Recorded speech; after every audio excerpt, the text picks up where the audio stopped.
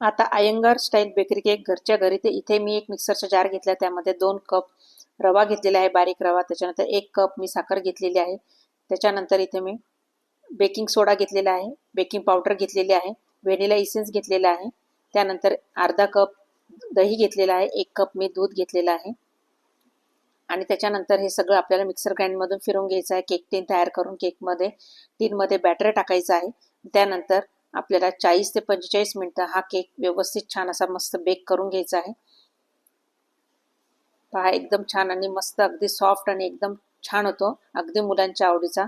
तुम्ही 15 दिवस सुद्धा हा विदाउट फ्रीज स्टोअर करू शकता. पूर्ण व्हिडिओ बघण्यासाठी चॅनलला नक्की लाईक करा, शेअर करा आणि नवीन असाल तर सबस्क्राईब करायला विसरू नका. एकदम छान आणि स्पॉन्जी आणि सॉफ्ट केक हा आपला घरच्या घरी तयार होतो. एकदा नक्की बनवून बघा.